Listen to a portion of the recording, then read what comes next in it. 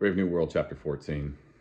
The Park Lane Hospital for the Dying was a 60-story tower of Primrose Styles.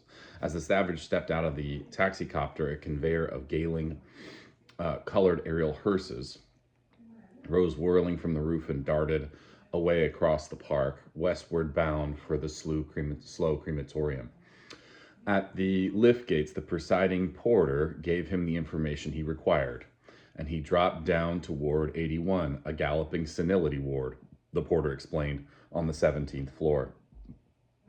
It was a large room, bright with sunshine and yellow paint, and contained 20 beds, all occupied. Linda was dying in company with all the modern conveniences. The air was continuously alive with gay synthetic melodies. At the foot of every bed, comforting its moribund occupants was a television box. Television was left on and a running tap from morning till night. Every quarter of an hour, the prevailing perfume of the room was automatically changed. We try, explained the nurse who had taken charge of the Savage at the door, we try to create a thoroughly pleasant atmosphere here, something between a first-class hotel and a feely palace, if you take my meaning. Where is she? Asked the Savage, ignoring these polite explanations. The nurse was offended. You are in a hurry, she said. Is there any hope? You mean of her not dying? He nodded. No, of course there isn't. When somebody's sent here, there's no... Startled by the expression of distress on his pale face, she suddenly broke off. Why, what is the matter? She asked. She was not accustomed to this kind of thing in visitors.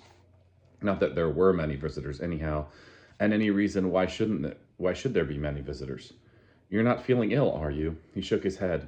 She's my mother, he said in a scarcely audible voice. The nurse glanced at him with a startled, horrified eyes, then quickly looked away. From throat to temple, she was all one hot blush. Take me to her, said the Savage, making an effort to speak in an ordinary tone. Still blushing, she led the way down the ward, facing still fresh and unwithered, for the senility galloped so hard that it had no time to age the cheeks, only the heart and brain turned as they passed. Their progress was followed by the blank, incurious eyes of second infancy. The Savage shuddered as he looked. Linda was lying in the last of the long row of beds next to the wall, propped up on pillows. She was watching the semifinals of a South American Remain Surface Tennis Championship, which was being played in silent, diminished reproduction on the screen of the television box at the foot of the bed. Hither and thither across the square of illuminated glass, the little figure noiselessly darted, like fish in an aquarium, the silent but agitated inhabitants of another world. Linda looked on vaguely and uncomprehendingly, smiling. Her pale, bloated face wore an expression of imbecile happiness. Every now and then her eyelids closed, and for a second she seemed to be dozing. Then, with a little start, she would wake up again, wake up to the aquarium antics of the tennis champions, to the Supervox Wurlitzeriana rendering of Hug Me Till You Drug Me, Honey, to the warm draft of verbena that came blowing through the ventilator above her head, would wake to these things, or rather to a dream of which these things, transformed and embellished by the soma in her blood, were the marvelous constituents, and smile once more her broken and discolored smile of infantile contentment. Well, I must go, said the nurse. I've got my batch of children coming. Besides, there's number 3. She pointed to the ward. Might go off any minute now. Well, make yourself comfortable. She walked briskly away. The Savage sat down beside the bed. Linda, he whispered, taking her arm. At the sound of her name, she turned. Her vague eyes brightened with recognition. She squeezed his hand. She smiled. Her lips moved. Then, quite suddenly, her head fell forward. She was asleep. He sat watching her, seeking through the tired flesh, seeking and finding that young, bright face which had stooped over the childhood and Malpace, remembering, and he closed his eyes, her voice, her movement, all the events of their life together. Streptococci to Banbury tea, how beautiful her singing had been, and those childish rhymes, how magically strange and mysterious. A, B, C, vitamin D, the fats in the liver, the cods in the sea. He had hot tears welling up behind his eyes, and he recalled the words in Linda's voice as she repeated them.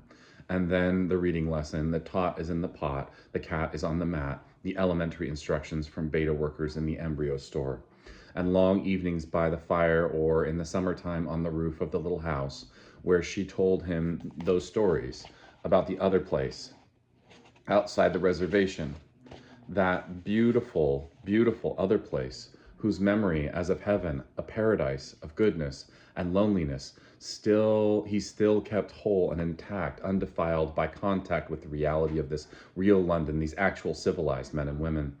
A sudden noise of shrill voices made him open his eyes, and after hastily brushing away the tears, look round. What seemed an intermissible stream of identical 18-year-old male twins was pouring into the room. Twin after twin, twin after twin. They came, a nightmare. Their faces, their repeated face, for there was only one between the lot of them, puggishly startled, all nostrils and pale goggled eyes. Their uniform was khaki, all their mouths hung open. Squealing and chattering, they entered. In a moment, it seemed the word was maggoty with them. They swarmed between the beds, clambering over, crawled under, and peeped into the television boxes, made faces at the patients. Linda, astonished and rather alarmed them. A group stood clustered at the foot of her bed, staring with the frightened and stupid curiosity of animals suddenly confronted by the unknown. "Oh, look, look!" They spoke in low, scared voices. "Whatever is the matter with her? Why is she so fat?" They had never seen a face like hers before, had never seen a face that was not youthful and taut-skinned, a body that had ceased to be slim and upright. All these Morvedon sexagenarians had the appearance of childish girls. At 44, Linda seemed by contrast a monster of flaccid and distorted senility. 44. "Isn't she awful?" came the whispered comments. "Look at her teeth." Suddenly, from under the bed, a pug-faced twin popped up between John's chair and the wall and began peering into Linda's sleeping face. "I say," he began, but the sentence ended prematurely in a squeal. The savage had seized him by the collar, lifted him clear over the chair, and with a smart boxing on the ears, bang, sent him howling away. His yells brought the head nurse hurrying to the rescue. What have you been doing to him?" she demanded fiercely. "I won't have you striking the children." "Well then, keep them away from this bed." The savage voice was trembling with indignation.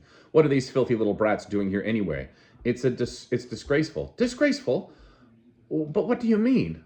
They're being death conditioned, and I tell you," she warned him truculently, "if I have any more of your interference with their conditioning, I'll send you for a porter and have you thrown out." The savage rose to his feet and took a couple of steps toward her. His movements and the expression on his face were so menacing that the nurse fell back in terror. With a great effort, he checked himself and, without speaking, turned away and sat down again by the bed, reassured, but with a dignity that was a trifling shrill and uncertainty. "I've warned you," said the nurse. "I've warned you," she said, "so mind."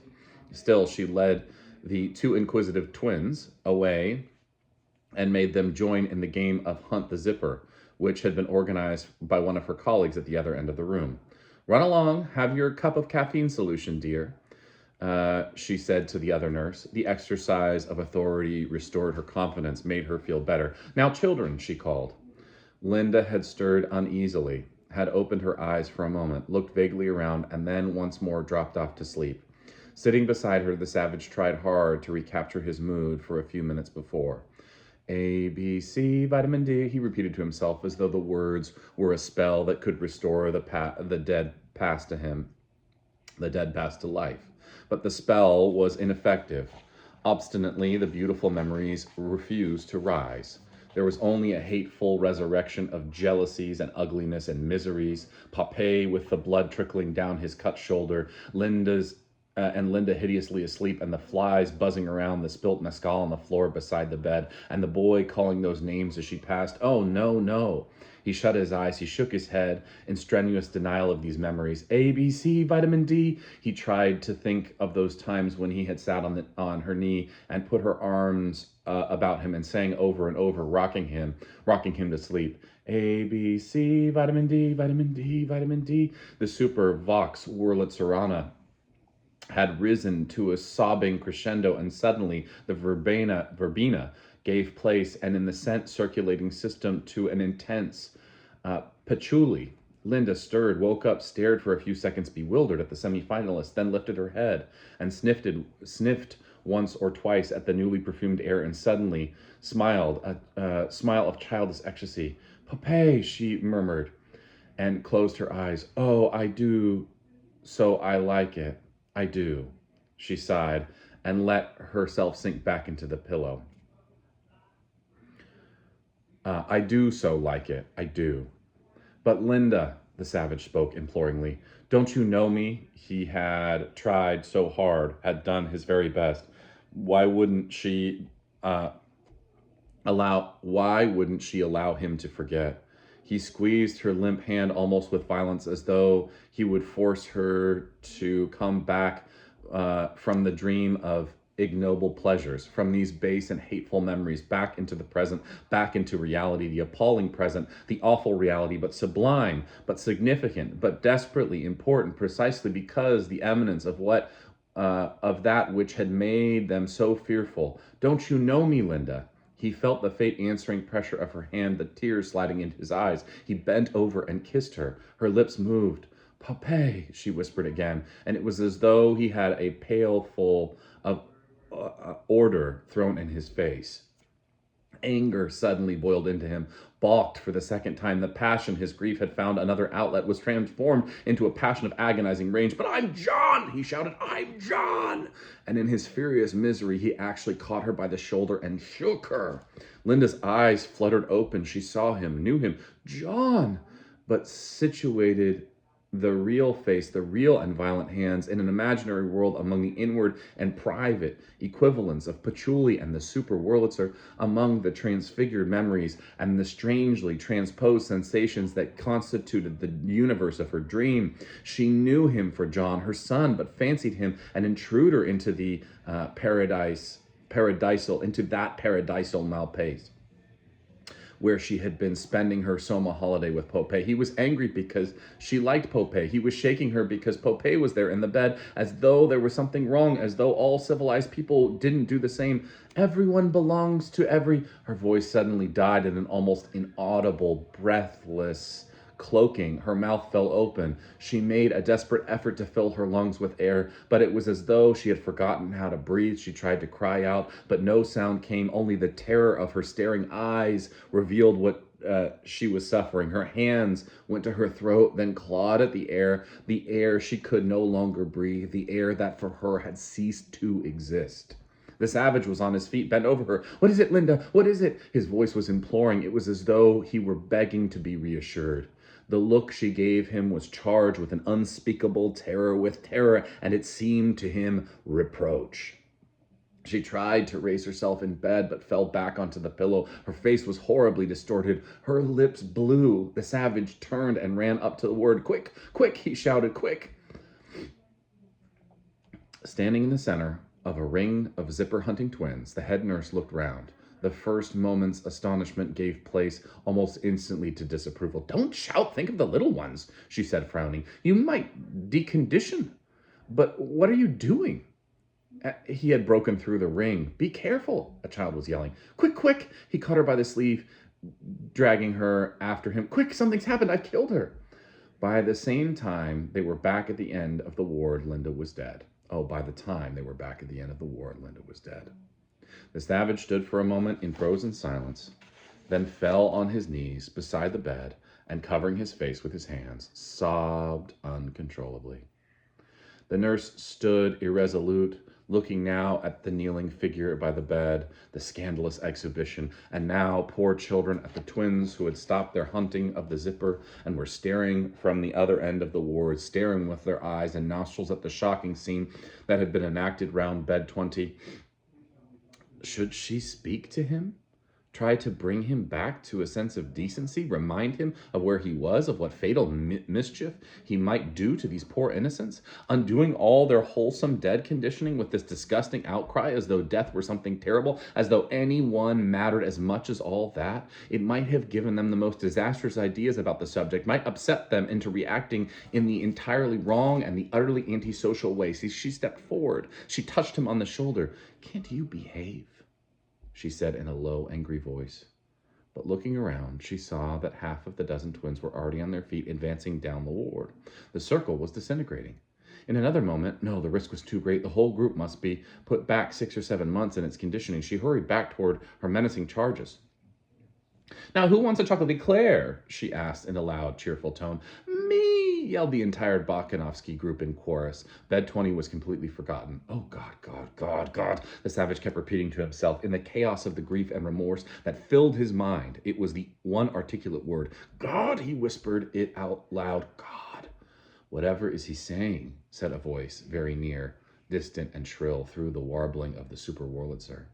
The savage violently started and uncovered his face and looked round. 5 khaki twins, each with the slump of a long eclair in his right hand, and their identical faces, variously smeared with a liquid chocolate, were standing in a row, pudgily goggling at him. They met his eyes and simultaneously grinned.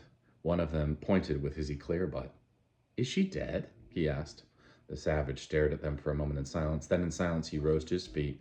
In silence slowly walked through the doors. Is she dead? Repeated the inquisitive twin, trotting by his side. The savage looked down at him and, still without speaking, pushed him away. The twin fell on the floor and at once began to howl. The savage did not even look round. End of chapter 14.